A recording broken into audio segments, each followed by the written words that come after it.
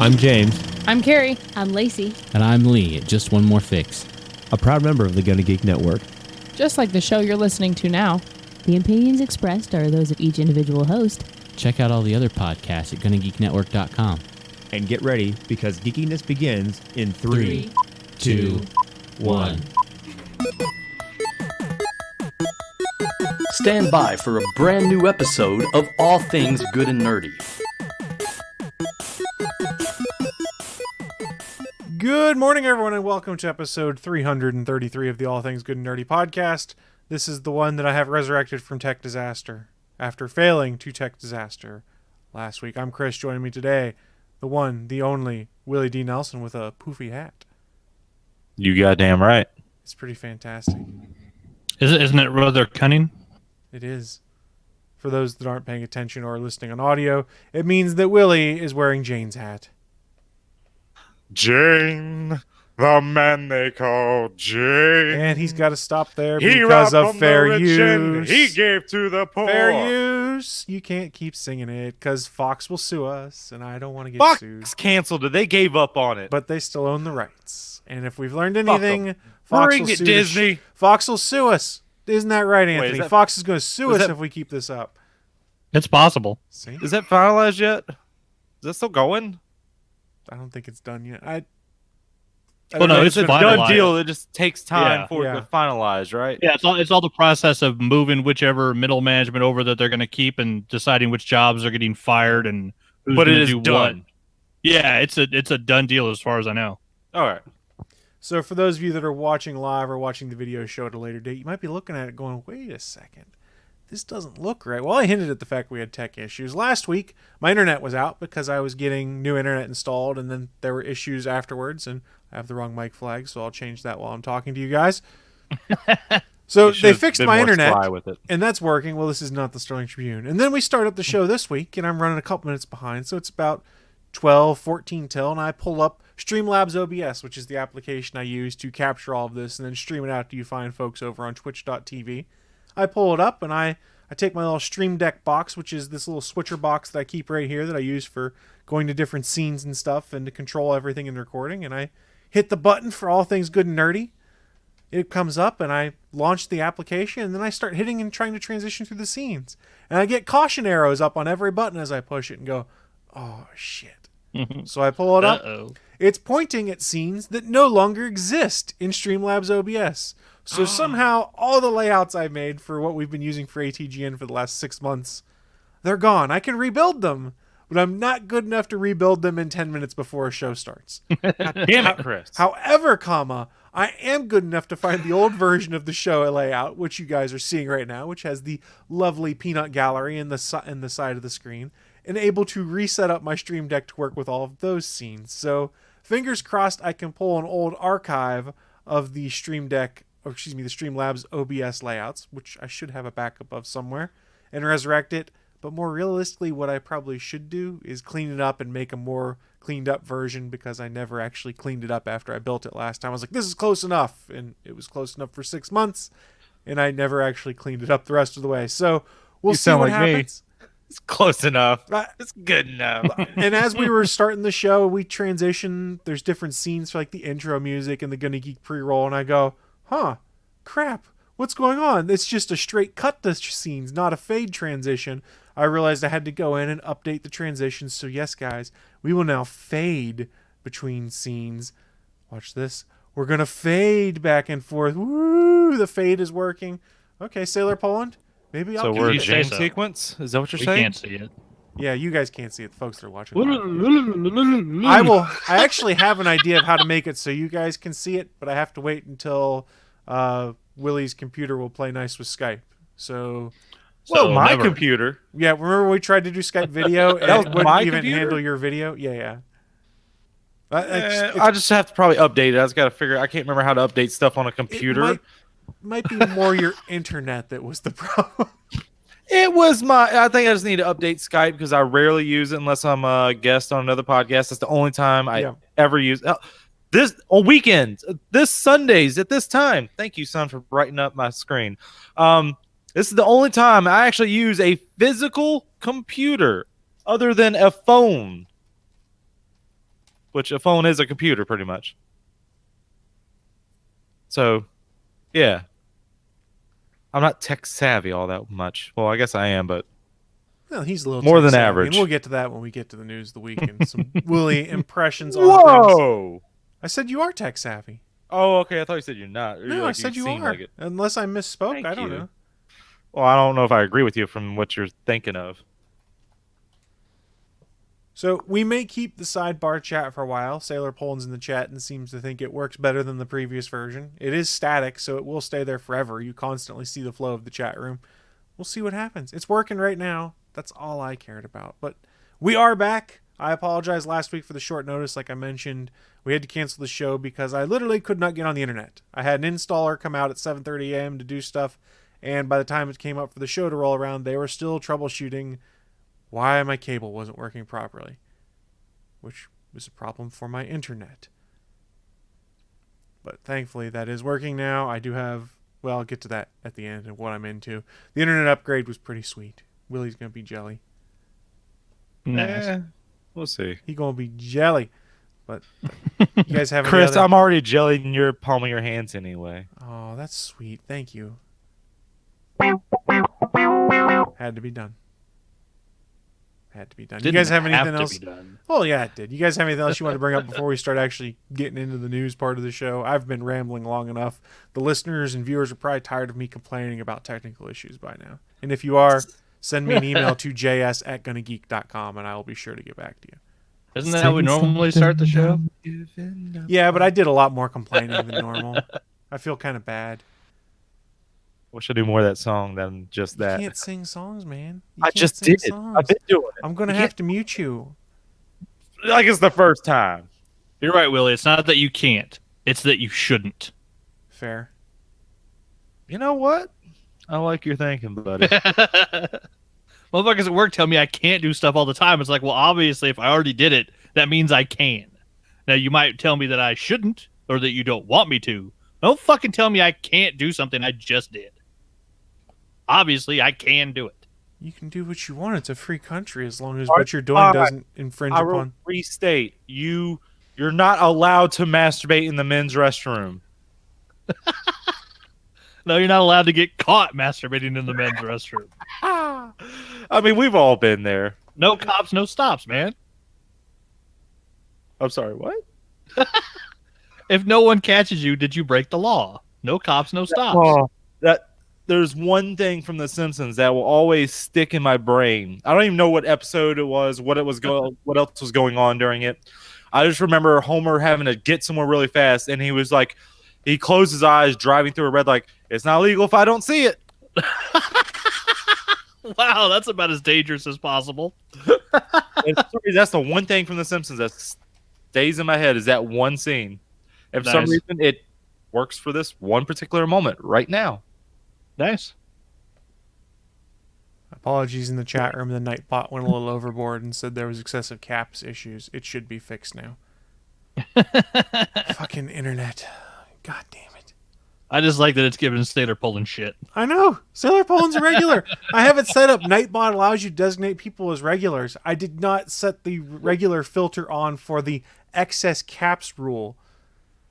I will say, Sailor Poland's a little hot and cold with me, so I might be okay with this depending upon his mood at the moment. Whoa. I got no issue with Sailor Poland. Me either, but he's been against me every now and then. You know you have. What is this, Trumpian politics? They're all against me? And you know you deserve it every now and then. I'm not saying that. Mm-hmm. Uh-huh. But that's irregardless of this. And yes, I know that's not a word. It's not a word, yeah. I know that. That's why I like using irregardlessly. I feel my brain just... Oh, shut up. All words are made up. I just made Thanks, it a Drax. word. Irregardless is a word right now. Thank you, Drax. You mean Thor? No, I've been saying that way before that movie came out. I'm sorry the vibrations of my throat muscles offend you. That's not all, really, but we can just go with it. Wow, I didn't think I was going there, but I went there. Hey, one jolt while I'm there. I don't know. I got nothing. Okay. would the man they call Jane be so offended and hurt that he said words that hurt other people? Hell no. Oh no, I'm afraid he's gonna sing.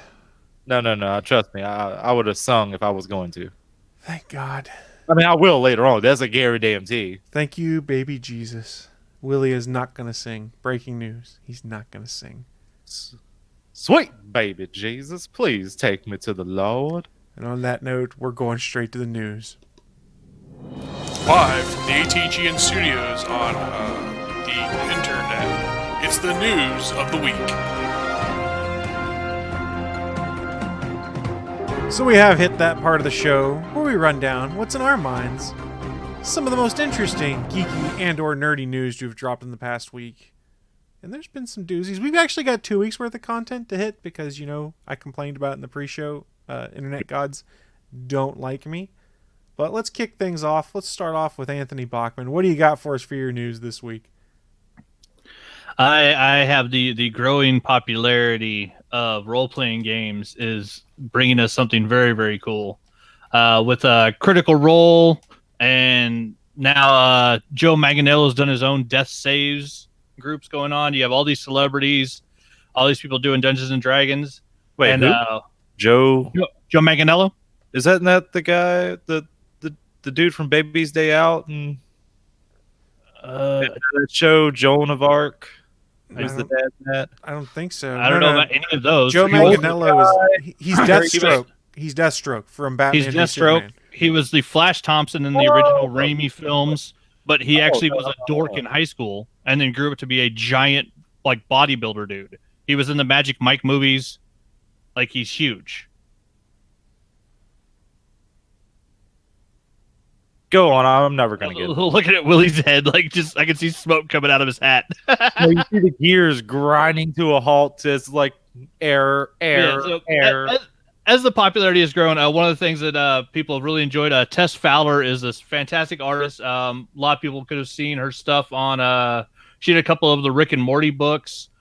She worked on, I think it was 7 or 8 issues of Rat Queens for Image. She's done an issue of Wonder Woman. Just a ton of books. She's worked for Marvel, DC, Image. She did some of the Charm comics, and she did a ton of different sketch card series. And then lately, as she's a huge fan of Critical Role, I think they call her. I think they refer to her as a critter. She has been doing sketches of all the characters that they create on that show. So she's one of the artists that watches the show live while they're role playing, and then draws the characters as they're talking about them. And the drawings are just amazing because, Tess Fowler kicks ass. They've announced that Wizards of the Coast. What? I thought you were saying Tessa Fowler, which is a porn actress. Tess Fowler. Yeah, who is at Tess Fowler on Twitter, TESSFOWLER, if you want to see her artwork.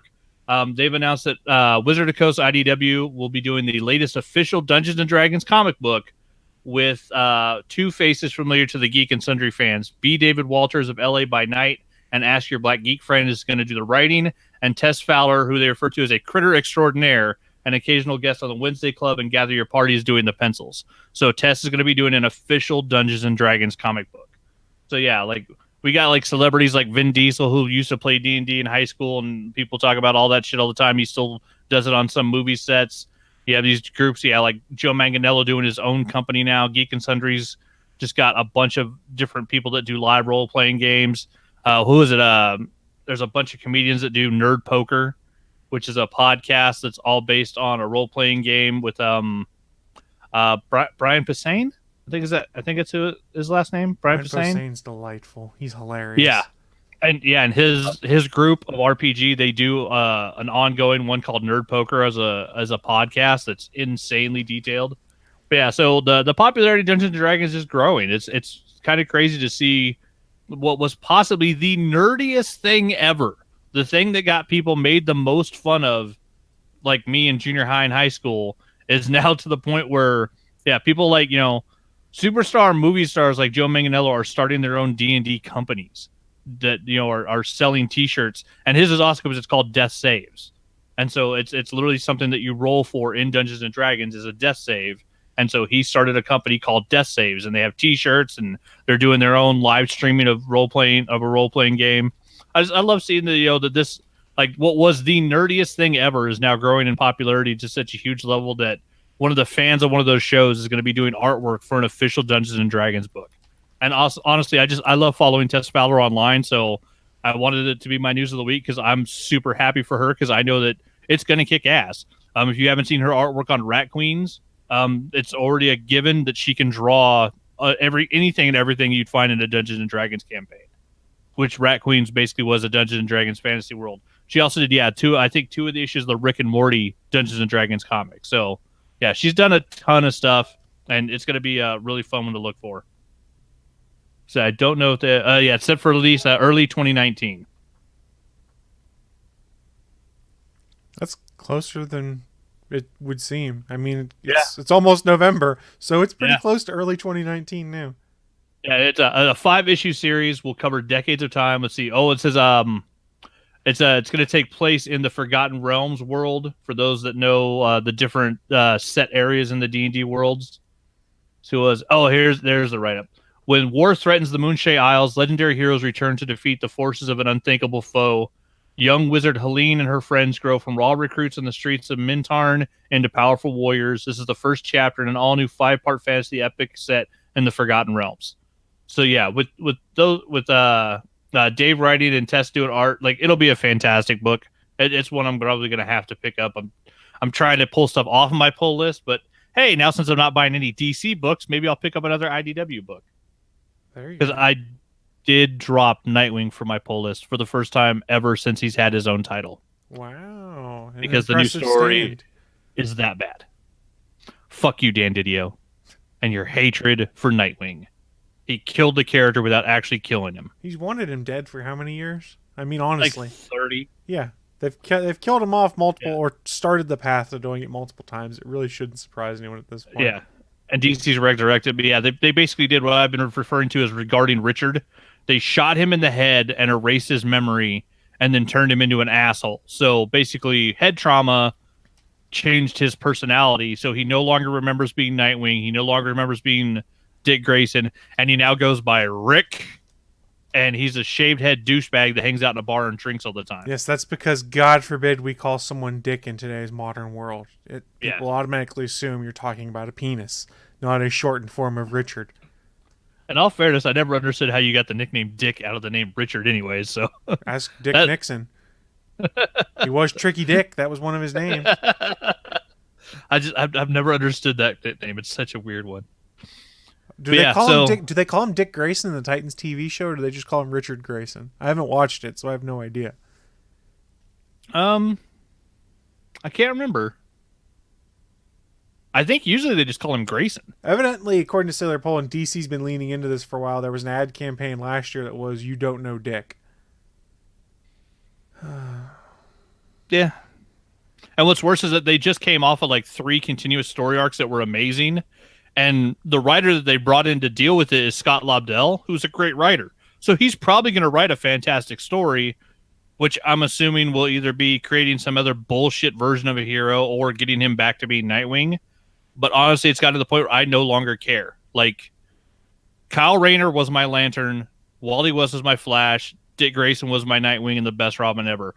They've basically trashed all 3 of those characters. Kyle isn't the Torchbringer anymore. Wally, they've ruined. They doubled him and then made him worthless. And then, they've now ruined Dick Grayson. So, I'm done with DC. It's just a matter of time, though. Remember, they love their big events and to do things. And there's already been the speculation article. I can't remember where I read it of. Here's how they can undo it is, remember, Dick Grayson still has, what is the Spiral Tech or whatever implanted in his head from when he was an agent of Spiral, which allows you to do random weird shit. So that's evidently how they're going to undo it at some point. I don't know. Scott Lobdell got stuck in the middle of this, though. We've got differing opinions. Anthony likes him, Sailor Poland doesn't. But he kind of inherited this story in midstream, was my understanding from what I'd read. I guess issue 50, someone else wrote, then 51, Lobdell came in and wrote. So, like, between issue 50 and 51, there's like a huge personality shift after there was a personality shift of Dick Grayson. So it seemed kind of sloppy and hackney at this point. Oh, yeah, it was really extremely poorly done, especially since the actual bullet wound and the event itself happened outside of the Nightwing title in a Batman book, like Batman 68. Dick Grayson got shot and lost all his memories. So from issue 49 Dick Grayson is finishing a story arc, and he wins this crazy race in a fantasy world to save his friends. And like, there's this triumphant kick-ass ending. And then the next issue that you pick up of Dick Grayson, if you're not reading Batman, is he's in a fucking diner with a shaved head and a scar on the side of his head, talking about how he doesn't remember being Dick Grayson. Like, what the fuck? Like, it was so poorly done. It's just ridiculous. Sailor Poland. It's kind of like my problem with Oracle in a world of Lazarus pits and cyber technology and genetic engineering. Still stuck in a wheelchair. Well, Arrow fixed that in like 4 episodes when they basically turned Felicity into Oracle. So they should have just done that. Put a microchip in it. Problem solved. My favorite thing, though, was always Rogue and Forge. Rogue's biggest complaint about being a mutant is that she can't touch anybody.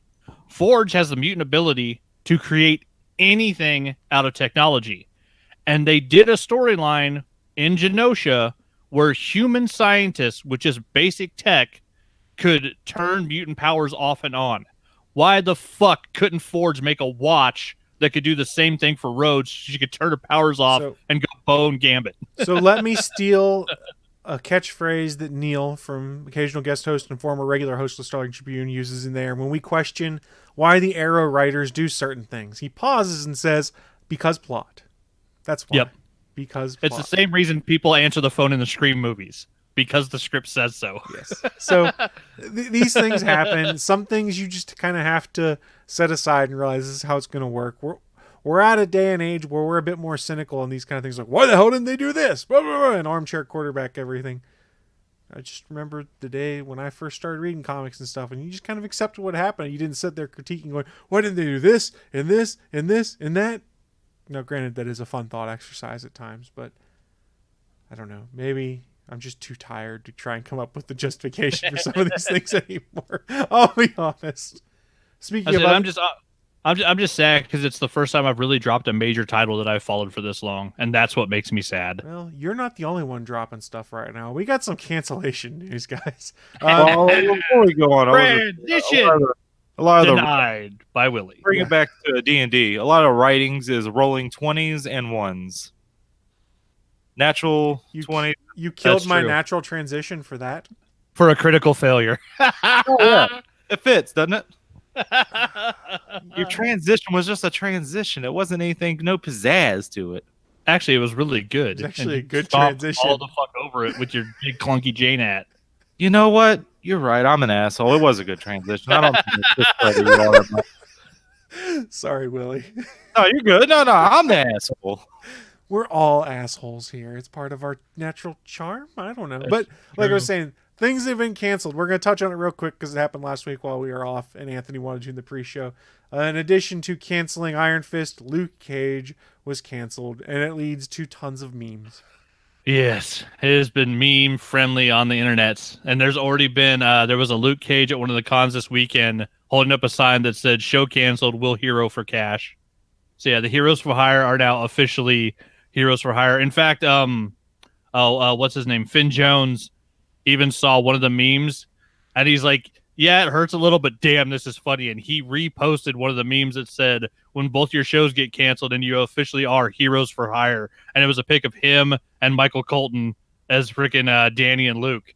And yeah, so even the celebrities involved are seeing the funny part of it, because yeah, it is funny that now they are really Heroes for Hire. Well, there's no reason that those characters couldn't show up in some of the other shows as they continue, but there were a couple articles I read, and I can't remember where they were, that said part of the reason for this cancellation, let's not go down the Disney conspiracy theory fact, was you start looking at social media and stuff, and look at the 1 week window when Daredevil season 1 premiered, Luke Cage season 1, things like that, and you compare that to the window when these new seasons drop, and it's been a marked drop in excitement online. It seems like there's been much less people that have been tweeting about it, making Facebook comments and stuff like that. Like almost a 3/4 drop when it comes to like the difference between Luke Cage season 1 and season 2 from what they described there. And they said the same things happened with Daredevil, and Daredevil season 3 I haven't watched all, very good, but there's been less social media buzz, and I'm not sure that's necessarily indicative of the quality of the show, but more of the fact there's just so much stuff to watch. There's not a lot of people that are binge watching it in the first week anymore. It's like, oh, it'll be there, I'll work my way through it while I watch some other stuff. Plus, the fall TV season just started. Yeah. Yeah, all the geek shows are back. And yeah, honestly, Netflix is a victim of their own success. They've dropped so many shows in the last 2 months that like you can't watch all of them. I'm literally watching 4 different ones right now, and that's after I finished all of Daredevil season 3. And yeah, and all of those shows got better. Luke Cage season 2 was better than season 1. Danny Rand's Iron Fist season 2 was 300% better than season 1. And Daredevil season 3 is probably the best thing they've done on all the Netflix shows. There may be less social interaction, but it doesn't mean those shows aren't better. Like every damn one of them has gotten better. And Vincent D'Onofrio was amazing in Daredevil season 3. So there's like a lot he kicks ass in every scene. There's a lot of theories. It's not just this social media buzz. If you go and look at some of the stuff that Netflix has been canceling, it's the same thing you see a lot of the big networks cancel. And I'm going to make a parallel here. Take the politics out of it. ABC Studios, or excuse me, Fox Studios developed Last Man Standing. That was on ABC. So it wasn't made directly by that channel, so it cost them more to produce it. So this is sort of what you're starting to see with Netflix, is things they're not owning whole and outright. They're a little bit quicker to pull the trigger on canceling it because it costs them less. Yep. So I think we're seeing that a little bit in that regard, and they've got their eyes set on something different. Well, plus, yeah, like we said, we have Disney has its own streaming service coming. They own Hulu. Like contracts and stuff like that are going to change and negotiate as companies buy other companies. So we might get Mike Colton and Finn Jones back. We might get more Luke Cage. We might get more Danny Rand. We might not. If we don't, the saddest thing is going to be not seeing the Daughters of the Dragon go after Kingpin Luke Cage. Because at the end of the season 2 of both those shows was such a perfect setup to where Luke Cage is basically a bad guy now, and the girls were gunning for his ass. Like, that was going to be an awesome showdown. But then again, that could be Defenders season 2. The Defenders is the girls go after Luke. Yeah, Defenders is done too. They already repurposed the Defenders Facebook page to something else. Oh, That's kind of a sign right there. I'm hoping for a Daughters of the Dragon show, though. That would be cool. Because then they could bring in everything that's involved. Or, fuck it, they could just go full bore and do a Heroes for Hire show. So that's some of the rumors have been coming out. I don't know what's going to happen, but I don't buy the whole thing that, oh, they're going to move it over to the Disney streaming service. Disney's not going to just pick that up and go with it either, I don't think, because I'm sure Netflix retains some kind of rights to it, being the people that produced in part and also put it on their platform. So I don't think it's that simple. Remember, Disney's got their own plans for their streaming service. We've heard about a Loki TV show with Tom Hiddleston, a Scarlet Witch TV show with Elizabeth Olsen. They've got plans of their own, in addition to The Mandalorian and stuff like that. No. But Netflix did cancel something else. So Netflix is the new Fox? Netflix is becoming like the big channels and the big, what's the right term I'm looking for here? The big networks? The big networks, that's it. Sorry, I had a complete brain fart. In the fact that they can't, Netflix was throwing money at everything to see what stuck, and nothing was ever really canceled until it ran its course. Now they're at a point now where if something doesn't perform, they're like, well, we've got 3 other shows we're going to roll out. Let's just cut off the thing that's not performing and move on from there. Be that right or wrong, it has allowed some interesting stuff to hit TV that we might not have seen otherwise. And in all fairness, Netflix will never be like Fox, because if you're watching episodes of a Netflix show out of order, that's your fault. Oh, Netflix is not streaming anything out of fucking order. Yeah, the one that really bummed me about the Netflix cancellations is the show I was going to bring up next. I can get over Luke Cage and Iron Fist, all admittedly, because I haven't watched them all the way through and didn't really care. What they did cancel, though, was American Vandal after 2 seasons. Did you guys watch American Vandal? Nope. I think Willie just froze. The first episode. You watched the first episode? All we heard was first episode out of that. I only saw part of the first episode. Okay. Well, if you guys haven't had a chance to watch it, the seasons are self-contained. It's all kind of a true crime parody season. Season 1's catchphrase is "Who drew the dicks?" It's all about a vandalism that takes place at a high school. It was me. And they dig in. The dicks. They dig in and try and investigate who actually drew the dicks. It's quite a compelling story, actually, and you find yourself drawn into kind of this very juvenile theme, and it was delightful. I believe it actually won a Peabody Award or something like that for season 1, if I read that correctly. Don't quote me on that, I can't remember. So season 1 was a delight. Season 2 came back.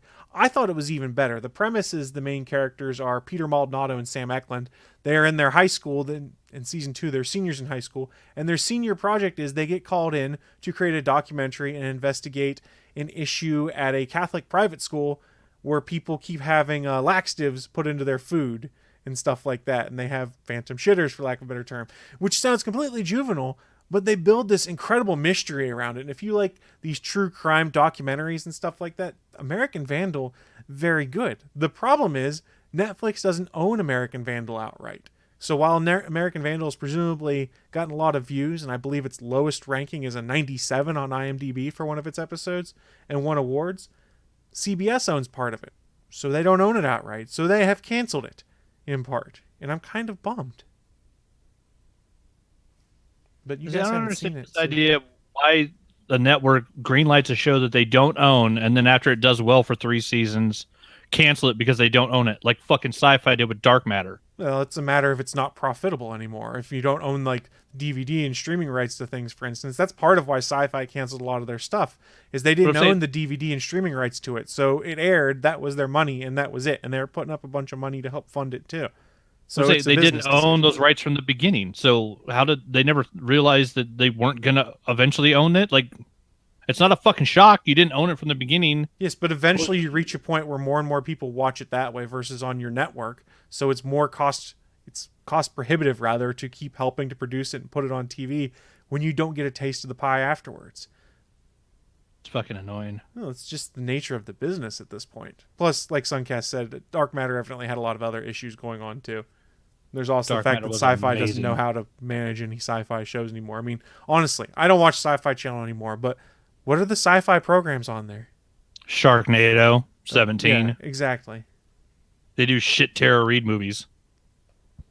There is a rumor, though, going back to American Vandal, that since CBS owns part of it, it might make it to CBS All Access if they continue the story. Who knows? Suncast's right. Sci-Fi canceled Face Off. Ridiculous. They made a show on the movie? No, this was it was actually I know. Okay. I know. Gotcha.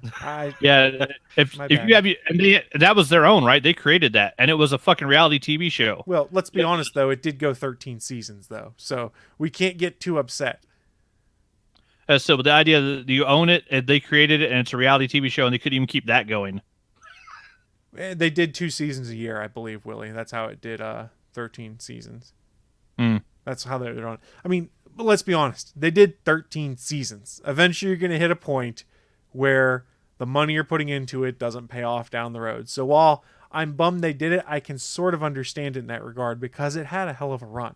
Now, they didn't replace it with anything any good, so who knows? So it makes me go with the SP freaking motto. Don't watch a show until it's at least 3 years in. Yeah, but the problem with that is if you don't do that, then the show might not make it, even if it's good, because people don't watch it. Then you didn't waste your time watching it. Well, then SP is part of the problem. That's true. There's an argument that can go either way to it. I think that's an extreme stance to take on all shows. I understand his stance on Fox shows, especially. Yeah, he does it on, I think, Fox and Sci-Fi. Yeah. If it's not in the 4th season, I don't start watching it, which for those 2 networks, that makes sense to me. Yeah. So I'm sorry, are you still watching Lucifer? Yeah, on Netflix. Starting with season 4. I never watched it. It's a fucking fantastic show. I know, but we've hit that point, and I've talked about it on this show before. All the stuff I want to watch, I don't have time to do it because I have to be an adult. So if I could have hit that $1.4 billion Powerball, I would have just quit my job and watched TV all day and made a podcast. If you win that, can I borrow $5, Chris? Yeah, you can borrow $500 at that point. Fuck that! Can I borrow 500,000? Because I want to finish watching my Netflix queue. And by borrow, I mean, can you just give it to me? Yeah, sure. Why not? You can have $500 if I win the next Powerball. Yay! Now, I don't know what I'd do with $500. There's a good chat. There's a good stream of comments going on back in the chat room right now, talking about Firefly, whether rights are reverted back. And Sailor Poland says, we all make exceptions. I'm leery of Fox, and I don't like McFarlane, but I took a chance on the Orville.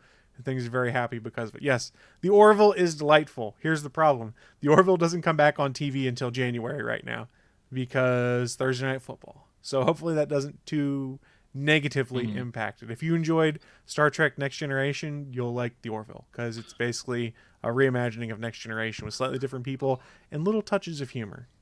Yeah, I think it's been 13 years. I'm pretty sure the Serenity movie came out in 2005 because I remember seeing it in 4 or theaters 5, right yeah. after high school. Yeah, it was either 4 or 5. Because my That sounds buddy about was right. working at a movie theater, and that was right around that same time. I have weird memory. Hey, whatever works Rememberings. for you. So one last thing that did get canceled, I'm not super broken up over this, but remember Star Wars, they're going to make all these extra spin-offs. They had the regular movies that were like the episode 7, 8, and 9. They were going to do a bunch of anthology films like Solo and Rogue One. There was supposedly going to be a Boba Fett movie directed by James Mangold. Well, supposedly this weekend, Kathleen Kennedy said that movie is dead. They will not be moving forward on it. Instead, they are 100% focusing on The Mandalorian, which is Jon Favreau's show that will be on the streaming service. So if you were holding out hope for a James Mangold Boba Fett movie, your hopes are dashed. And here's how much I've kind of fallen off the Star Wars bandwagon. I read it, went, oh, okay, I probably wasn't going to see it in theaters anyways, and just moved on. I don't like this. I'm just sad because after seeing what Mangold did with Logan, like a Boba Fett movie by him could have been amazing. Yeah, I mean, maybe they'll bring him in to direct an episode of The Mandalorian, because remember, they're bringing in all sorts of people, like Taika Waititi's even doing an episode of The Mandalorian. Yeah, the one weird thing about it was like they're going to instantly go into a show and a movie where basically the main characters wear the same armor. Like for the average person on the street, that probably would have been slightly confusing. That's entirely possible. This guy is Boba Fett, but that guy isn't Boba Fett. Like, how does this make sense? Like a bunch of grandmas would have been confused. I think you're running into the problem. You've got people like me that were Star Wars fans for years, and there's other folks like me that are just kind of burnt out on it right now. And it's not necessarily because I'm not one of those people like, I hated Last Jedi, I hate Solo. I actually liked Solo. I thought it was a good movie. I'm just kind of burnt out on the negativeness around Star Wars right now. It's kind of just made me reevaluate and go, you know what? I'm not going to pay attention to much of that. I'm just going to watch stuff when I want to and not deal with it, because there's so much negativity around Star Wars. And it's really disappointing. It's like even worse than when the prequels came out. I just ignore the fans and watch Ray Park online on his Instagram because he's a fucking ray of sunshine. And that dude just bleeds Star Wars love, and it's fun to watch. Yeah, I miss the enthusiasm I had for it. I wish I could go back to like 14, 15-year-old Chris, who was excited about maybe it might have been younger, but episode 1 and episode 2. And I was like, yeah, this is great. I can't wait. And just enjoying it. And I don't know. I'm kind of bummed. I've enjoyed them all so far, and I'm looking forward to 9. I'm still enjoying Star Wars. I just ignore the fan base. Yeah, that's what I've had to do a lot of. Sailor Poland asks me, let me ask you this, Chris. If you were given a free stay at the Star Wars Hotel in Disney World, wouldn't you jump at that? Oh, absolutely. It sounds intriguing. Yes. I don't know if you guys have heard. Supposedly it's going to be like live cosplay, for lack of a better term. Like when you're in the hotel, everyone stays in character. Like the hotel's modeled after a spaceship, so you're on a spaceship and stuff. And like they give you robes, right? Yeah, I would totally be on board with that. I can walk around in robes. In Jedi robes. Jedi robes. Yeah. It's basically Star Wars land, and it's immersive cosplay for the entire park. I can walk around in robes, though. Yes, but you have to have clothes underneath them, Willie. This is a family-friendly place. Shut the fuck up. This is fan service for me. So, no joke. For my honeymoon, we're actually going to Orlando, and we were going to try and do Disney this time around. We decided just to do Universal because we were going to wait a couple years until they opened the Star Wars land in Disney, because as much as my enthusiasm has waned a little bit, I kind of still want to go experience all of that, and I'm hoping that kind of brings some of that enthusiasm back. Maybe episode 9 will do it. I don't know. This just in. If I'm hearing this correctly, this just in. Conception will happen in Orlando, it seems, for the first show baby. No, that's not going to happen. Willie, that's what birth control is for, and we'll just leave it at that. Star Wars baby. If they're conceived at Star Wars land, you have to give them a Star Wars name. That's the rules, right? Can I call him He's going to have his own Darth Sidious. No, I'm going to name my kid Lando. Lando Farrell? Exactly. That's an awful name. No one ever said it was a great name, but I'm going to love it. Yeah, not him. One of my friends that I used to work with, they were friends with a family whose names were last name was Walker, and he was trying to convince his wife to name their son Lucas Sky. Nice. And she was not having it. I was like, that'd be kind of cool if you had Lucas Skywalker as your name. What? I just really like that Corey Haim movie from the 80s. Lucas. It would be delightful. I don't know. But funny little side story. I watched that first movie thinking the title of it was Locust and thinking it was just like a monster like insects coming everywhere. And I was just Corey Haim being a weird geeky kid. Yeah. You actually thought it was Locust?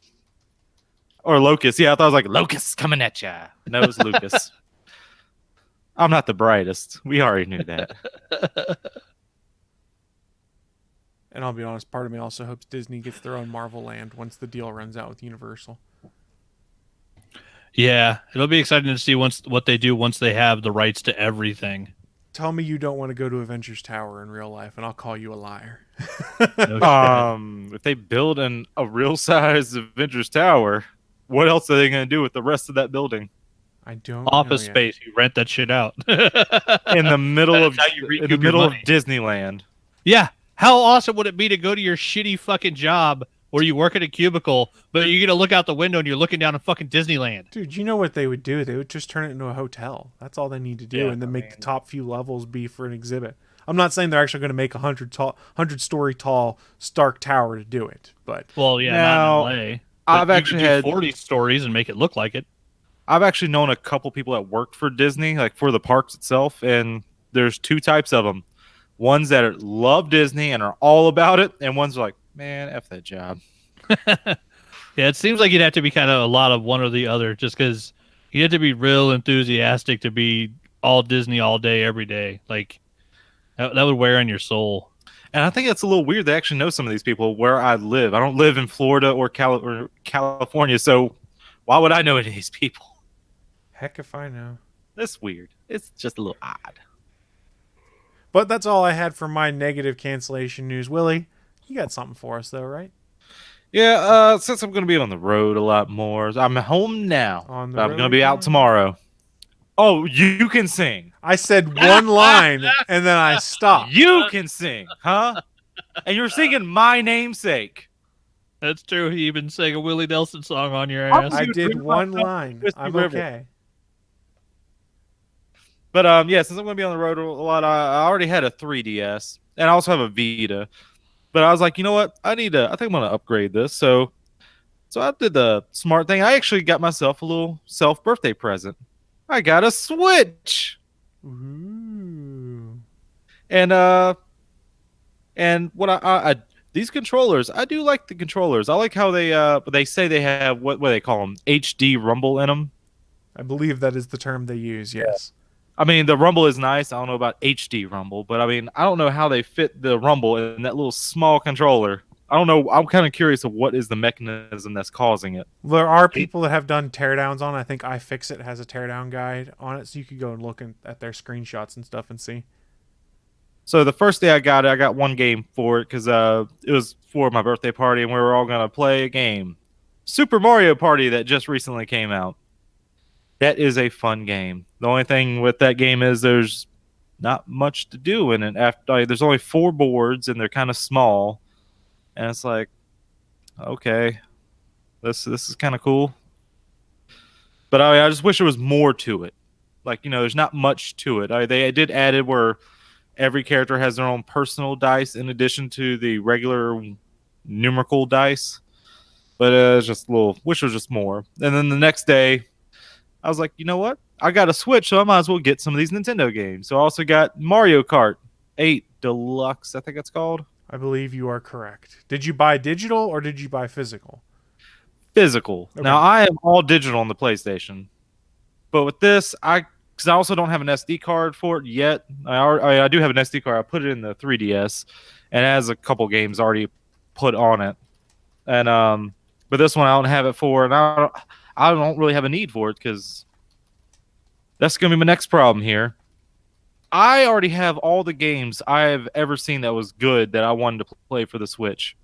I have Mario Kart, And I just got Friday. I went and got Breath of the Wild, and then I also got the day before you mentioned that it was on sale because I bought, of course, timing, of course, Golf Story. Those are the only games that interest me that are out right now for the Switch. I don't care about multi-platform games because I got a PS4 that plays them better. Yeah, but you can't take that on the road. Yeah, So- and I can't earn trophies on the goddamn Switch either. That's fair, but some of the indie stuff you could get those and play them on the road. Like Axiom Verge is pretty fun if you haven't played it already. I already have it on the PS4. Okay, fair enough. Yeah, I mean, that would seem cool, but I mean, I would much rather just have a Metroid type game, like an actual side-scrolling Metroid game. I would love to have like an original one of those. There is talk that that'll be coming as... Isn't one of the Metroid games in there if you subscribe to the online service? No, it's not. I just now thought of that. Yeah, because I did subscribe to it, and it's not on there. Huh. That's dumb. It does have Mario ones. Why not do that? That'd be one that I would actually go through, because I remember because I did. Metroid's on there? No, because we're talking about the when you sign up for Nintendo Online service, they give you what 20 NES games. NES games. They just added a few. There was a new Zelda one that was added to it, and a new Zelda one. They already had the original Zelda on it. I thought they put Zelda 2 on there or something. I can't remember. I just looked at it last night. I don't know if there's an update. I don't know. Yeah, I didn't see anything new, but yeah, that's weird. It says Metroid is coming in October. In this article on Polygon, they said more on the way. Solomon's Key, NES Open Tournament Golf, Super Dodgeball arrive in October. Metroid, no, they're already on there. Sorry, Metroid, Mighty Bomb Jack, and Twin Bee launch in November, so you'll get Metroid next month. Yeah, I don't know any of those other two games. And then Ninja Gaiden comes in December. Oh God, I have bad memories of that game. That's because that game just kicked our asses when we were kids. That was a tough one. I still have that somewhere. It was tough, but it was tough. Yeah, fuck those birds just flying in from the side of the screen while you're in the middle of a fucking jump. Tell us how they you really timed that feel. shit on purpose. You're fucking assholes, developers. You're fucking pieces of shit. I want you to know that. I think back in the day, the goal of some developers is just to ruin people's childhoods. Like, But we're gonna make a game you can't ever fucking win. Yeah, but anyway, I don't have anything I want to play. Anything? Well, I mean, I have those to play. Like, I'm looking forward to like playing more of the Zelda. I got to play a little bit of it, like for maybe like 2 or 3 hours of it. But other than that, I don't have anything I want to play on it. Like, there's nothing I'm looking like besides Smash Brothers coming out in December. I just don't see it. But some good news is I did get this awesome fucking case for it. Just because I'm gonna be on the road, I need to keep it safe. This hard leather case is fucking awesome. Not gonna lie. Just for our audio listeners, please describe it for them. It's a leather case. It zips up. No, not the thick ass zippers too. I like the zipper. It looks at it, and it comes with and inside of it comes with little cases for you to keep games in. I got 2 of them in there right now. And it's wide enough to have the Switch sit in there with the controllers connected to the system itself. And it has a legend. It has a link on the cover or on the front of it with a bow and arrow. Very nice. Wait, so it's wide, thick, and black? Willie's favorite. Yeah, what you did there. For your visual listeners here, the inside of it. Like this thing is really nice. I'm surprised it's as good quality. And it was as like it is. $20, wasn't it? Because I think I have the same one. It's just blue fake leather. Yeah. It is. I think it was about $20. I got it when I picked up Breath of the Wild. Also got that, and I also did pick up my first amiibo. What did you get as your first amiibo? Well, they didn't. It was at a GameStop, and they didn't have hardly anything there. They had like the Mario and Bowser and like the white wedding attire. Outfit.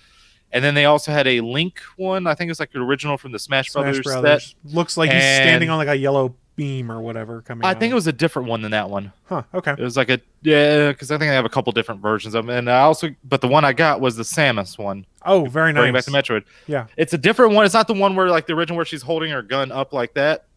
She's just standing kind of with the arms down. Yeah, it's the Super Smash Brothers one.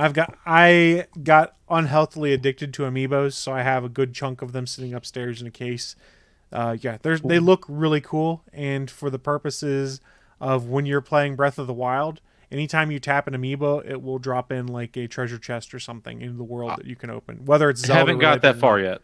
Yeah. I think I've only done 2 or 3 of the shrines at the very beginning on the plateau, the Great Plateau. You've got to get off the first level and out of the starting point rather, and then you can tap an amiibo on there, and it will give you free stuff once again. And nice. I know this is going to be a little cheap, but I found these on Amazon.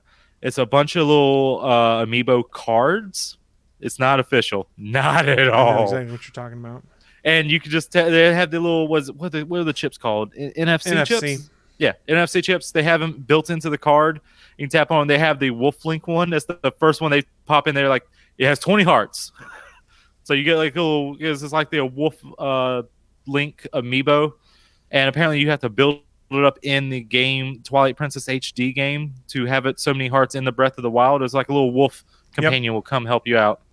Does it stay with you? It stays with you until it dies, basically, or it runs out of health. Oh, pretty much. Oh, that sounds awesome. Yeah, and apparently this one comes with 20 hearts, like fully leveled up. I was like, I'm gonna be probably getting that when I get back. Yeah, that pretty looks nice. delightful. It's like $24. I have the actual Wolf amiibo, but I didn't play Twilight Princess on the Wii U to level it up, so I only get like 4 hearts, I think, out of it. Yeah, and but this set comes with all, like pretty much all Legend of Zelda amiibo, like NFC chips, built like a bunch of cards. I think there's like 20 cards of them, and there's all the amiibos of the Legend of Zelda in it. And apparently, I'm guessing you can also use that for the Smash Brothers too. You can use it for Smash Brothers, and you can use it in Mario Kart because it unlocks certain costumes and stuff in Mario Kart. I did use the amiibo for Mario Kart and unlock the Samus attire for your Mii. The Samus attire is pretty sweet. That's what I rock in my It Mario did look Kart. good. I haven't actually used it yet because, I mean, I'm sorry, Mario Kart, I'm going for Lemmy. That's my guy, little Koopa kid with the rainbow hair. I like that little guy. So, Willie, there were no games you wanted to play. Are you going to get the Pokemon Let's Go game for it? I've already played Pokemon Yellow, which, from what I hear, is just a remake of that, pretty much. Really? Pretty Isn't it? much. Like, more or less. Do you like JRPGs? There's no way this is going to be more of a JRPG than regular Pokemon games. This looks more casual, but go ahead. I was just bringing it up for other stuff. I was going to say, what about the Xenosaga game? Xenosaga is supposed to be pretty good. Are those more like action RPGs? I thought it was a Xeno JRPG. I haven't played it, to be honest. Well, I mean, they play more like the gameplay. Like, it's not like turn-based. Like, when I think JRPG, I think turn-based. Well, I'm happy to tell you that Just Dance 2019 is out if you wanted to get that.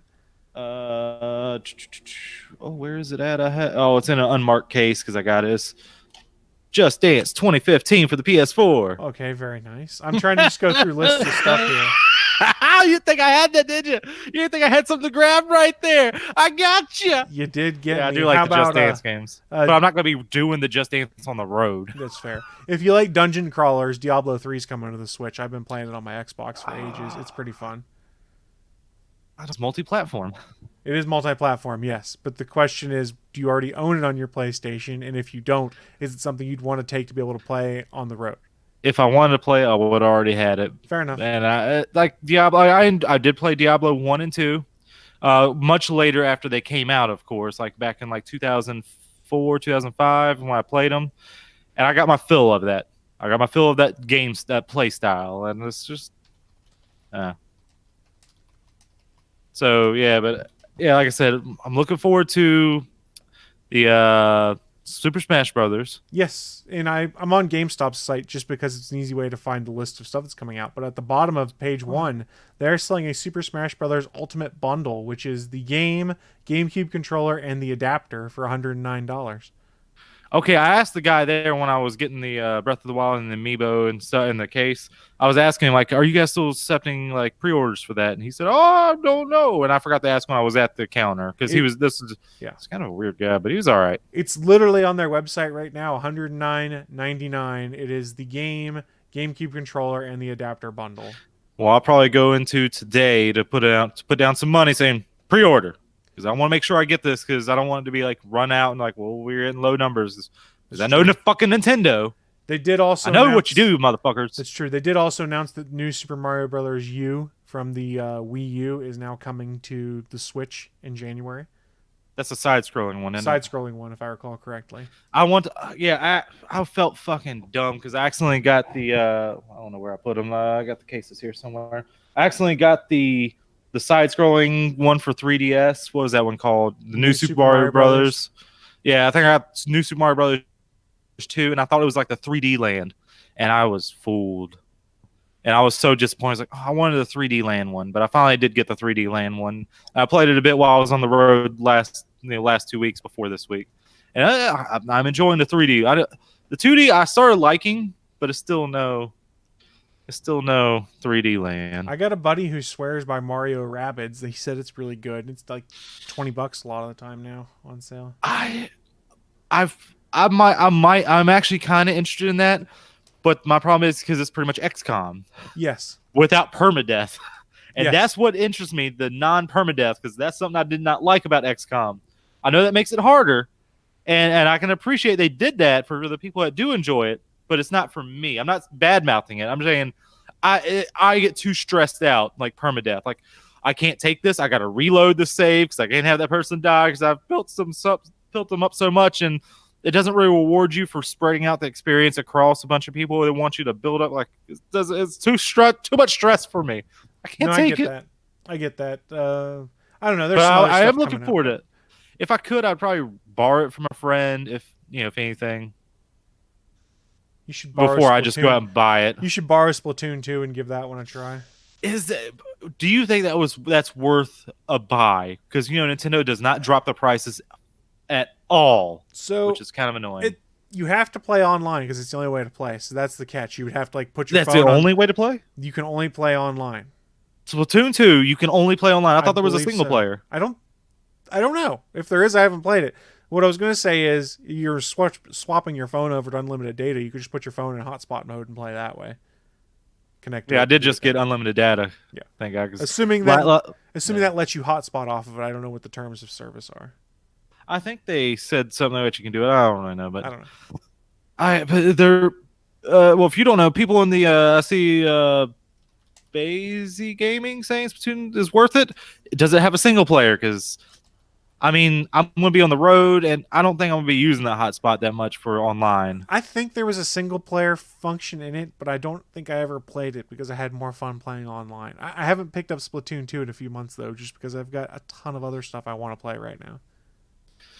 I got you. Yeah, but trust me, I've looked at lists, and I'm like, I don't really care about that one. I don't care about that one. But the Octopath Traveler, I think, is that what it's called? That's supposed to be really I know it's good. Octopath. Yeah.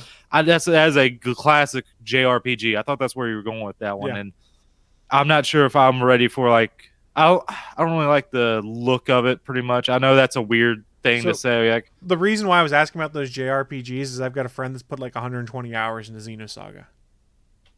oh yeah, I did that for Final And Fantasy Bazy Gaming 10. says there is single player in Splatoon. Okay, like I might look into it if I can find it for cheap. I'm not going to pay full $60 price, which it probably still is at any store. You'd probably have to find someone selling it on Craigslist to find it for cheaper than that, in all honesty. Yeah, no, and like I want to try it before anything. Before I don't want to pay full price and not know. I get that. That's Makes my total only sense. concern. Like, but if you had and Golf Story, like other than those, like I play a little bit of Golf Story. Have you? I know you said you got it. Did you actually play it? Yeah, I'm Chris? on the campaign. I've almost gone pro, I think. I'm doing the last. Okay, so I just came back from the second golf course you go where the turtles. Oh yeah, I you've just got a came ways back to go. from that. then. Yeah, you got a ways to go. Oh yeah, I believe it. It is. And I do love that. That's Golf a fun Story game. is delightful. If you have a Switch and you haven't had a chance to play it, it's totally worth it. It was on sale for $9.99 on the digital store, literally the day after Willie bought it, because they were like, "Screw you, Willie." Because timing. But apparently, Yeah. Now, also, Chris, I also saw this too. They have a coin system if you buy games. Yeah, but you get because it made it cheaper. Like you it get made Golf Story 5 pretty much coins. $10 for Yeah, me. you don't get much in the way of coins for buying stuff, though. It's ridiculous. I don't know how I got so many coins. Apparently, I used 500 of them to make the game $5 cheaper for Golf Story. So I pretty much got it for the sale price. Well, that's not too bad then. But yeah, Golf Story is delightful. Play it if you haven't had a chance. And I don't know. thank you to Do you know how Bazy those Gaming work? for the follow. Do you know how those work though? Those coins? I don't even know how I got all of them. I guess because I have did no buy idea. digital. on It the tells me I 3DS. can get coins from my physical cartridges, and it gives me like 10 coins for a game I paid $60 for. And I was like, "Fuck you, this is dumb." Well, here, since I'm actually on here, let me look up my friend code, and I'm going to throw my friend code out there just for everybody. Willie, and also if you link it to your Facebook and Twitter, it will find your Facebook and Twitter friends that have done the same too. I don't know if I want to link it to my Facebook though. It doesn't really do anything besides just show you friends and let you post screenshots to Facebook. All right, let me see. I'll go ahead and try. I don't know if I remember my Facebook password though. It just is always on there. I would have to look That's that a up. bigger problem then.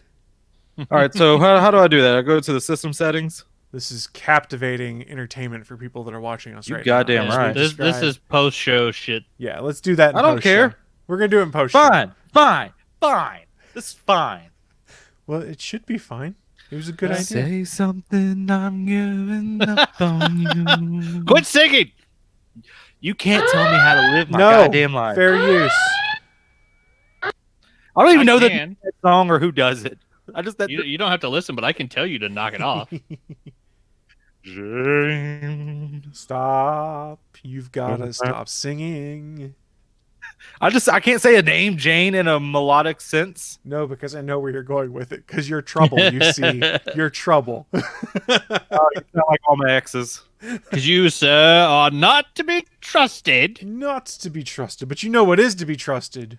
The Gonna Geek Oh. Network, which is a great network with great people on it. We've got 25 plus different shows in the network that cover a variety of things. You've seen us today, All Things Good and Nerdy podcast.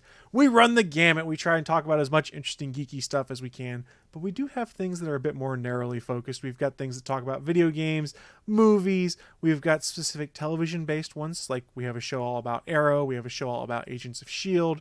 There is tons of stuff. Tabletop gaming, video gaming, nerd culture, Doctor Who. Guys, I can't keep track of everything that's there because there's 25 plus different shows.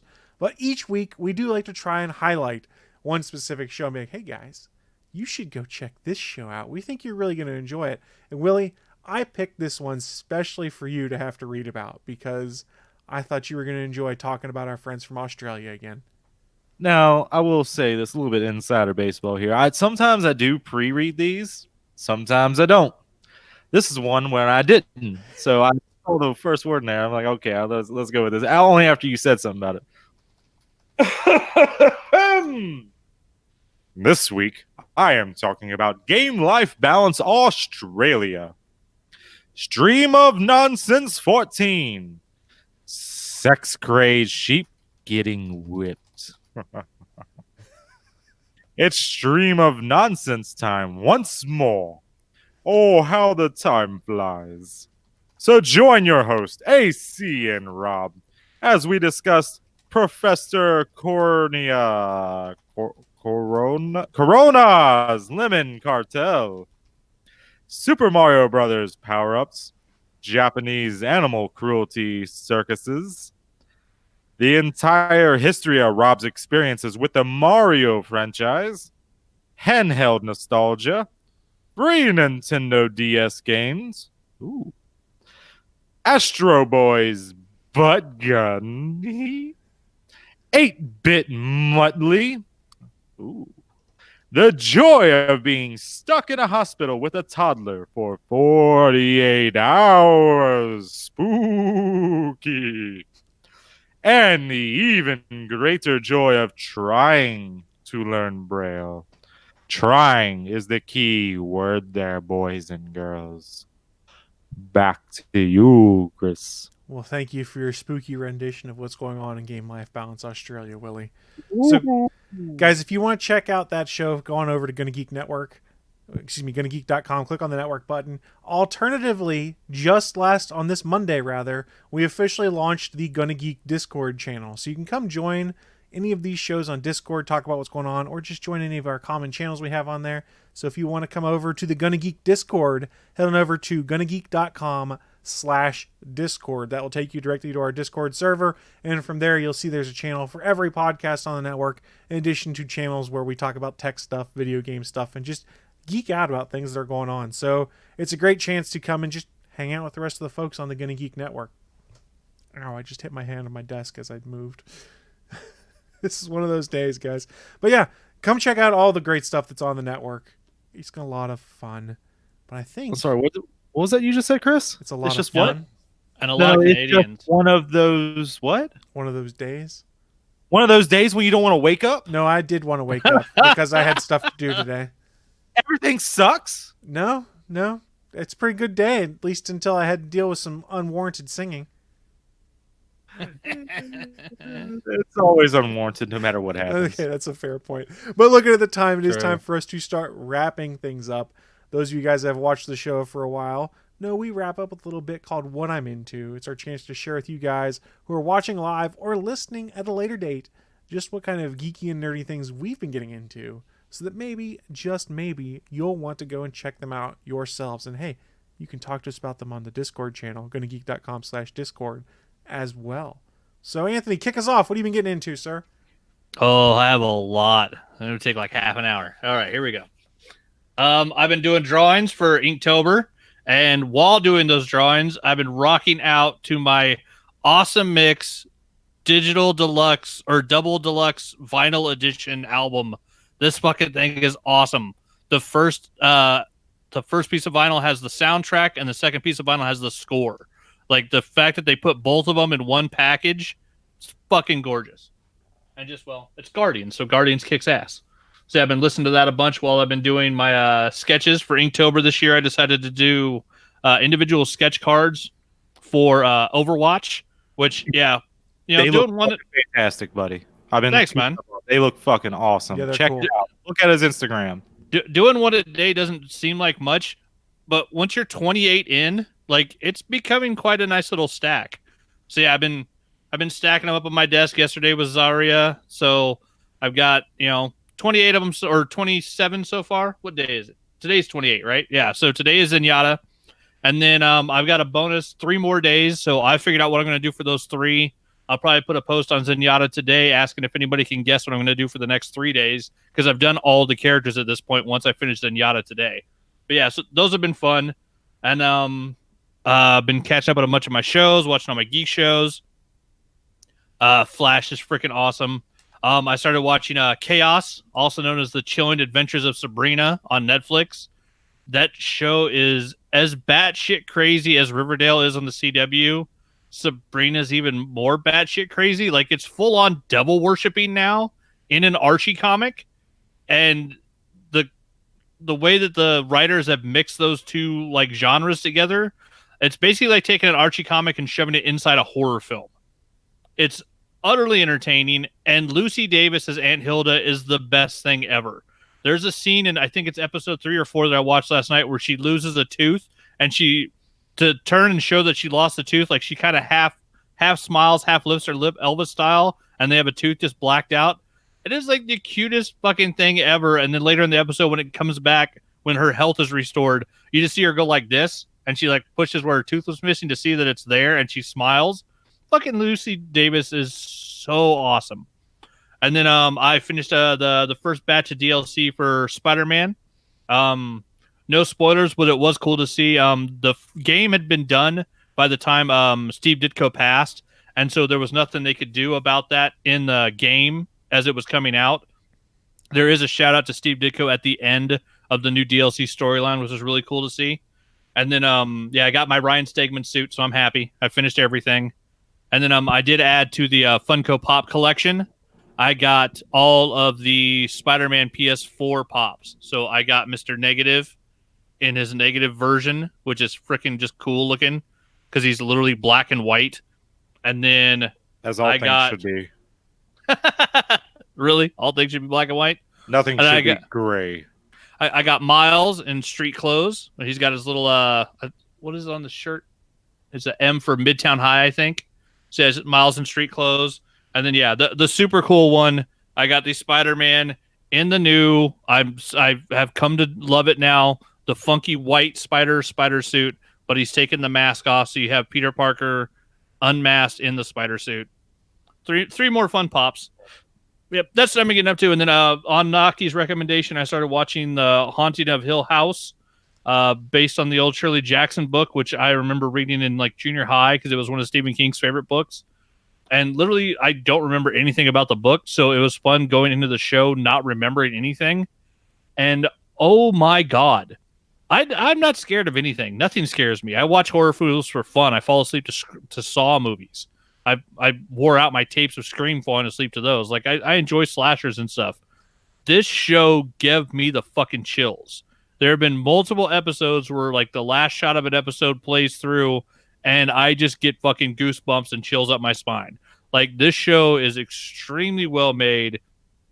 The writing on it is fantastic. The back and forth as adults and children as they jump back and forth through time. Like I think it's like 18 years. And the special effects, the haunting stuff, the actors, the writing, it's all top notch. And it's probably the scariest damn thing I've seen in a decade. Like it is really good. If you enjoy any type of horror thing, like this show is worth giving a watch. I think I'm episode 5 or started 6 last night. But yeah, it's an awesome show. But like it's one where I'll watch one episode and then I'll go watch an episode of Big Mouth because I need like a stupid cartoon to kind of wrench the scary out of my head before I go to bed, because it is a fucking terrifying show. And then when I go to bed now, I've been sleeping better because I got me a weighted blanket. I dropped way too much money. Blankets? It's not a gravity blanket because that's like a brand name, but it's like a gravity blanket. But Same idea. Yeah, same idea. So yeah, it's the polyester wrap around a cotton blanket, and then the blanket itself has pouches sewn into it, and the pouches are filled with glass beads. So the glass beads don't heat up. They don't conduct heat the way, I guess, like the really cheap version of it are plastic, and those ones get warm, I guess, is the problem. So my friend at work, her daughter has migraines and some insomnia issues like I do, and so she had got her one, told me about it, and yeah, dropped some serious cash, which I was thinking about it. It's not much more than I spent on my comforter, and I've had my comforter for over 10 years, so it was time for a new, actual good blanket. And yeah, I got a 20-pounder because I'm over 200 pounds. So like it's a beefy motherfucker. Like you can't just grab it and walk out of the room. Like you have to take both hands, get your arms underneath it, and lift this motherfucker because it's got some heft to it. It feels like someone's hugging you all night, doesn't it? Kind of like the added pressure is nice. I honestly, as far as I can tell, it's doing a really good job of keeping me from like thrashing around during the night. Like I still move. Like it doesn't it's not a fucking bear hug. It doesn't stop you from moving. But Willie I think will give you a bear hug, though. He's good at it. Oh, yeah. I gave Chris a big-ass bear hug. I know. Lift him right off the ground. Willie will cuddle you all night. But yeah, it does a really good job of stopping, I think, just all the tiny movements, all the little motion where you might start turning. I think it does a good job of stopping those. So yeah, like I had a flu shot at the end of last week, and I had a really bad reaction to it, to where I woke up at 2:30 in the morning, was just had a wicked fever. I was up for like half an hour in the middle of the night, went back to sleep under the gravity blanket after I put some sweatpants and a shirt on, and woke up in the morning and still felt like refreshed. Like I haven't slept this good, I think, since I fucking left the military. Like it's probably been 20 years since I had this good of a night's sleep. So yeah, if you have any insomnia issues or anything else that's listed on these, check out the blankets on Amazon. The one I found was like, I think it was 130 some odd bucks, and it was $10 off of the coupon. And they're done like weight to scale, so it's about roughly 1/10 of your body weight is the size you're supposed to get. I thought 25 sounded a little heavy, so I went a little lower and got a 20-pounder. And I'm honestly thinking about putting the 20-pounder on my couch, and as soon as I can afford it, getting a 25-pounder for my bed. But it's a fucking fantastic blanket. I love it, and I can't recommend it highly enough if you have trouble sleeping. Like, it's fucking awesome. That's what I've been getting into. Cool. Sounds like it's been getting on to you. Hey-o. Oh, yeah. I'll go next, and we'll let Willie wrap us up on this segment. That was not supposed to be a sexy thing at all, Chris. I just wanted to hey-o, okay? If it was sexy, I know it's this. surprising that I'm not making something dirty, but if it's dirty, I hit the funk guitar button on the soundboard. That's what I That's do. what it's called? It's called funk guitar. That is not a funk guitar. That is a porno intro if I ever heard one. Which is a funk guitar. Yeah, but I wouldn't think funk guitar is the title. All right, so I'm going to go next. I don't have a ton of stuff to bring up here, but been watching Daredevil. We're up to episode 7. Didn't get much time to watch this weekend, but I did find out if you go to episode 4, there's an 11-minute fight scene in the prison, and that's all I'm going to say about the fight itself, but it was all done in one take. Charlie Cox was doing an interview and talked about it. It's fantastic. I like how you said that's all I'm going to say about it. Oh, wait, and it's also one shot. I'm going to add more to it. Let me rephrase. All I'm going to say about it, spoiler-wise. I didn't want to spoil anything other than just say there's a fight in prison because it was in the trailers. Yeah, I was going to say that one-shot thing if you didn't. Yeah, let me clarify. It is a fantastic thing. And if you pay close attention, you can see where Charlie and his stunt double swap out. Yeah. I think they do it at least twice. I could guarantee one. I'm not sure about the other, but the one I know for sure because I can tell by the wig. But no matter what, like it makes sense because it's such a long shot that you need to rest your actor during it so that the shot can continue. because it's that long of a shot and it's that well done. And so that he can do his dialogue halfway through where he's got to talk to someone. Yeah, he's still got to talk. Yeah, it's one of those things where Daredevil they keep up in the game. Like they had the hallway fight, and then they had the gun taped to the hand staircase fight, and then now you got the prison fight in like during fucking just craziness. Like they keep up in the game on it, and it's amazing. The fight choreographer and the stunt guys that work on that show, like they all deserve fucking like TV Emmys because those guys are working their asses off, and it shows. Like those fights that they put together are fantastic. Oh, the I'm not gonna spoil anything, but that final fight of the season, whew, that's a good one. Yeah, it has some good stuff in it too. It's Daredevil. There's a fight at the end of the season, of course. Go figure, That's right? not a spoiler. So and the guy they have playing Bullseye is fucking-tastic. He was almost Captain America. Is that the character's he? name in the comic? No, Poindexter. I don't know. I don't think so. I've never read that much about Bullseye. Let me look. All right, so let me finish up what I'm getting into. Got to play the Fallout beta last weekend. They did a 4-hour window, and then there was a 2-hour window on the Fallout beta on Tuesday night, and I didn't get to play it yesterday, but I've been playing the Fallout 76 beta. It's pretty fun. The world that they've built is a ton of fun, and being someone who lives in the area where the game is held, it's kind of fun to go and see some of the landmarks and things that you've seen in person and go and visit it in-game. Now, it is a beta, so obviously it's not finished yet, but there is no reason why that game should chug on an Xbox One X. There's no reason whatsoever. Like, I hit the menu button to bring up a map. It takes 6 or 7 seconds for it to come up. It just stops and spins. So hopefully that's something they have fixed when the game comes out, because there's absolutely no reason on that hardware why there should be anything that's slowing it down. That reminds me of something. Do you remember the Super Nintendo game Chrono Trigger? Yes. Now they made it for the PlayStation on like an anthology. I think it was with one of the Final Fantasy games. I can't remember which one. And Chrono Trigger. They had like on the one disc. That was a issue with the PlayStation version for Chrono Trigger. Whenever you go to a menu, it has to load the menu. And sure, 5 seconds doesn't seem like that long, but when you're just going into a menu, or if you accidentally go into it, you're sitting there waiting like, come on, man, really? So here's the thing. Yeah, it's annoying. If the map wasn't behind that menu, it wouldn't be a problem. But when you want to bring up the map, you've got to bring up the menu. So if there was another way to bring up the map, I'd be okay with it. Isn't the map just like a hand-drawn picture thing? But you can put landmarks and waypoints on there for navigating around. Is it all unlocked, like so you can see all of it, or do you have to go to the places for it to uncover? So in the beta, which my understanding is basically just the game, it is all unlocked and you can see everything. And one side note, what's cool in the beta is all of your progress carries over to the game itself. So I'm already like level 8 and got some cool loot. When I start playing Fallout 76, it picks up. When I get the game, it'll pick up right from where I left off in the beta. And one more question. I don't know if you're going to get to it, but when's the release date? I can't remember. November 4th? Something. Yeah, let me look. I don't remember. I mean, I'm not going to get it just for, While you're looking up that, I can tell you there was a Steve Dillon story where Bullseye supposedly, while captured, told his life story, which is the only origin that they show on the Marvel actual main website. But then once he escaped, he taunted his interrogators, saying that everything he told them was false. So as it stands right now on the actual Marvel website, his known other aliases are Lester, with last name unrevealed, and Benjamin Poindexter. So that might be his actual name. His secret identity is still listed as secret. So that might be the name if that part of the story was true, but it might not. So yeah, that might, as far as Marvel's revealed, that's as close to an actual origin name as we have for Bullseye. And Fallout 76 is November 14th, 2018. So the day before my birthday, Fallout comes out. So you can know when I'm going there you my go. birthday. I'll be playing It's a crap birthday load present. of Fallout. And then the other stuff I've been getting into, just been busy with work and catching up on some of my TV shows, but I did sit down yesterday and play through a few missions in the Spider-Man DLC, and the Black Cat is delightful. But the Black Cat has always been one of my favorite Spider-Man characters, so I've enjoyed it. They did a good job with her design in the game. I like her suit. Yeah, it's really well done. But that's what I've been getting into. Willie, you've been enjoying some time, gotten to buy some video games. What all you been getting into, though?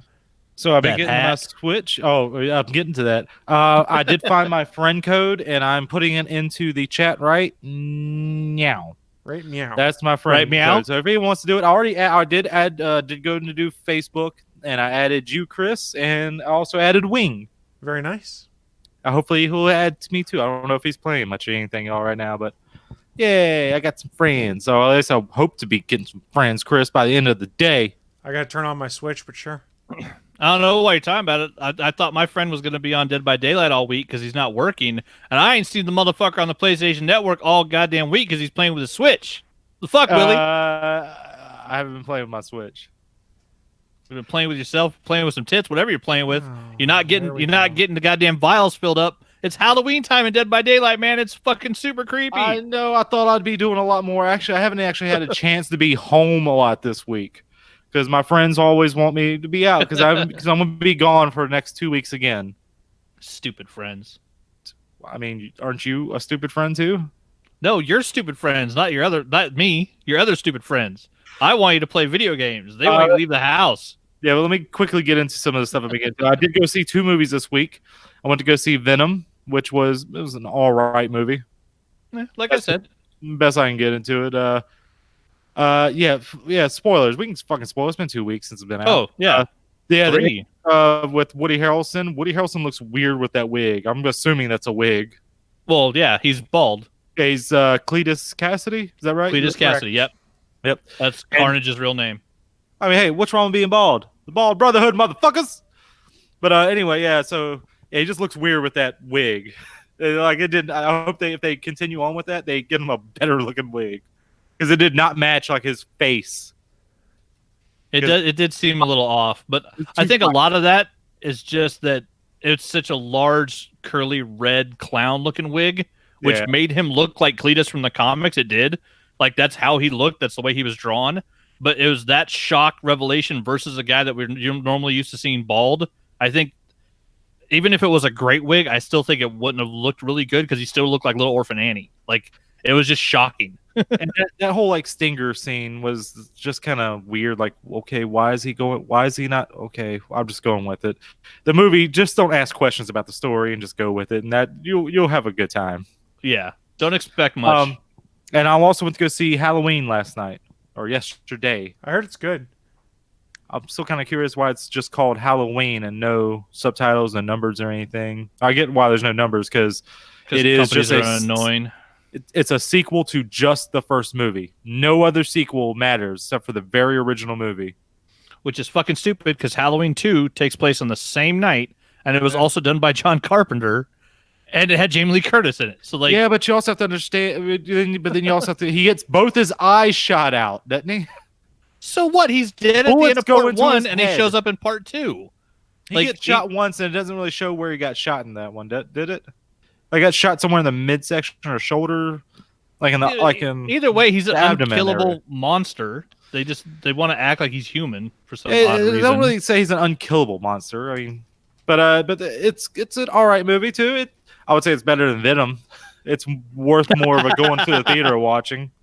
Fair enough. I thought about going and seeing that tonight. There's also not much to it. I was expecting more since they're doing all this, like, they're saying like screw every other sequel, just the original. Like they're going that much into it. I was expecting a little bit more. There, you can definitely see some like I can't sense like Danny McBride is one of the writers for it. There is some comedy in it, but I don't sense his type of humor in it. But there is comedy in it. Like you could feel Edgar Wright in Ant-Man, even though he got pulled from being a director. His script, you could feel his type of humor in that movie. Yeah, you can't really feel Danny McBride's Eastbound and Down. You don't really feel that. You don't get that sense, but there is some comedy in it. And I'm pretty sure it did come from him. And it was him, and I can never remember the other guy's name, but he's also the director of it. The other guy. God, I can't remember it. Yeah, but it's an all right movie. And then other stuff I've been getting into, video gaming. I started up Overwatch. I didn't actually get to play any because I was like, oh, one of my friends on it. And it turns out they were just not on it. I guess they were on something else, and it said they were online on it. And I was like, okay, I opened up my loot box. I think I'm going to go to Dead by Daylight instead. But the problem I had when I first got home, and I was like, all right, I got a couple hours before I have to go back out to go see some friends. Let me try some Dead by Daylight. Nope, it needs updating. So does Overwatch. Like, okay. And then after that downloads, I tried to go into it like, oh, nope, you can't get into it because the system needs to update too. I was like, no! That's what happened to me with Spider-Man when I started firing things up. I was like, why don't you just download and install this in the background? What the hell? I mean, it usually does, but you have to install it. That's the problem. I hit my first massive bug on Spider-Man. In the DLC during I was doing one of the bomb missions as the Spider Bot. When the interface loaded for the Spider Bot, I lost my mini map and I lost the interface. So like I didn't have the direction arrow, nothing. When I came back to Spider-Man, I had no interface. No health bar, no mini map. I lost everything. I had to restart the game to get it back. But yeah, it's the first actual bug I've seen in the game. And I did beat the DLC on Wednesday after it came out that Tuesday. Nice. I mean, it's not that long. So Yeah, it's not long from what I've read. I mean, I wasn't trying to milk it out like I was like kind of like I was trying just to get through it because I only had this week to play it, so I want to make sure I get through it. And then I also started some of New Game Plus. Yeah. And man, I'm already like level 56 in New Game Plus. Yeah, my New Game Plus, I'm only like 10% into the game. I think I'm less than that. Like I just got through the intro, beating Fisk, and I forgot all about unlocking the towers. I forgot about that. That's my favorite mission. I love that one. It's not really a mission, but it's an objective. I'll give it that to you. But yeah, I'm just going through. I think I just unlocked I'm right in that part where who cares about spoilers? It's been out long enough. You should have gotten the game by now. It made crisp by a PS4. If you have a PS4, you need to get the game. I'm just in the point where Doc Ock makes your suit, which I had the actual Doc Ock suit on at the time. So nice. So that's what made it funny. I was like, "Oh, I'm in the Doc Ock suit." He's like, "Doc Ock made it," so it was just kind of funny like that. I like the part just after that. It's funny on the New Game Plus where no matter what suit you're wearing, he does the part where he goes, "Oh, my suit's all full of holes. I need to go fix this." Yeah. After the Kingpin fight, it's like, yeah, you're not wearing the beat up suit, dude. Although I guess because the very intro is like pre-rendered CGI intro movie, so you see his regular suit in that. But as soon as he jumps out the window, it starts out a little bit, and then it shows whatever suit you have that you had at the when you start a New Game Plus, whatever suit you had on then. Which if you look on the subreddit of Spider-Man PS4, some of those people are very creative. They actually have it where they have like a scene of CGI where you're like doing like some spins in the air, and they're doing like cuts of it where it's like changing costumes as he's moving. They did the New Game Plus with the new suit where you come out of the lab in the first time you see the new suit with the white spider, but they did that cut scene with every single suit and then intersplice them all together, so he switches through all of them during the scene. Yeah, it's a sweet little video. And I just saw what Sailor Poland said. What was the best thing I can say about Venom? Venom looked good. That's the best part about it. Some of the action scenes were good. I can give it that. The writing is something I hated the most. Like from the trailer, they actually had that fucking turd down floating in the wind. Whatever. It was oh god, it was just bad. Just whenever he's talking about eating something, like just please don't. It's just bad writing. You could have done this a whole lot better. I was like, it's like, are you writing for kids? Or are you writing for adults? Because it is a PG-13, I'm guessing, right? I believe it was, yeah. And I think I actually heard some news where they're talking about the sequel they might be doing in an R rating, or people are wanting it to be R. I don't know. I saw something about that, and I'm like, I don't want to see this. If they were to actually do Carnage, it should be an R rated because he should be murdering people. Guys, Venom killed it. We're running way over, so let's start wrapping things up. Oh shit, we are. I forgot about the time. I'm not gonna say. Yeah, it's PG-13. Venom was. Yeah. So there's my friend code. Do that. I can't remember anything else. I might just do a dirty joke at the end of the show. So go on, Chris. Sounds good. So before we wrap up the show, friendly reminder: friend of the show, friend of the network, Keith at Clarence VG Rack is doing Extra Life Gaming next weekend. We will host the channel, other than when we're streaming our own stuff next weekend. So go check it out, go participate, help sick kids, and watch video games get played. It's tons of fun. We'll probably find a way to dump it on the front page of GonnaGeek.com too, or put it on the Geeks.live page as well. We'll figure something out because we're efficient and we know how to do things. I wonder if I could do 24 hours of Dead by Daylight. That sounds like hell. Yeah, no, it it does. doesn't. That sounds like I can't imagine playing one game straight for 24 hours. I'm sorry. You haven't even played the game, Yeah, Chris. it's You don't know any what you're game talking in about. general. I can't imagine playing for 24 Spider-Man? hours straight. No, I couldn't do it. I could do Spider-Man for 24 hours No, straight. no. Yeah, it would be fun. That sounds like hell. So before we shut this thing down, you guys have any final thoughts for us? Oh, Jackbox Party Pack 5 is fun. It's different and it's fun. I like how they Nice. change it up from from 1, 2, 3, 4, and 5. The games are different. Very nice. So, friendly reminder, everyone, we do stream this show every Sunday when there's not internet issues. Sorry about that again. Live over on geeks.live. It's the streaming home of the Gonna Geek Network. We broadcast at 11 a.m. Eastern to about generally 12:15-ish Eastern. We did run late today, but hey, we didn't have an episode last week, so consider it bonus content. Coming up later today over on geeks.live, you can catch some more live content. I believe in 15 minutes there's an episode of Legends of S.H.I.E.L.D. that is recording, and then later this evening should be Pop X Cast. Final chance to put any final plugs or thoughts in there. You guys got anything? Friend code is up in the thing. You saw it. That's right. Go be watch Willie's friend. Sabrina. I got so much stuff to watch. It's ridiculous. Yeah, I know that too. So I mean, I'm guys, happy about it. I think this wraps us up. We're done for this week. Thank you for joining us, and please come back and join us for some more ridiculousness next week, 11 a.m. Eastern, 10 a.m. Central, geeks.live. Bye, guys. Say something, I'm giving up Thanks for on listening to you. this brand new episode of the All Things Good and Nerdy podcast. Don't forget, we'll be back next Sunday live at 11 a.m. Eastern, 10 a.m. Central over at live.atgnpodcast.com, channel 3 of the Alpha Geek Radio app, and over at our network home at gonnageek.com/live. If you have any feedback for the show, please contact us atgnpodcast@gonnageek.com, on our hotline number at 304-806-ATGN, or even better, go to Twitter and send us a message at ATGN Podcast. The music you've heard in this show is produced by Kevin MacLeod and can be found at incompetech.com.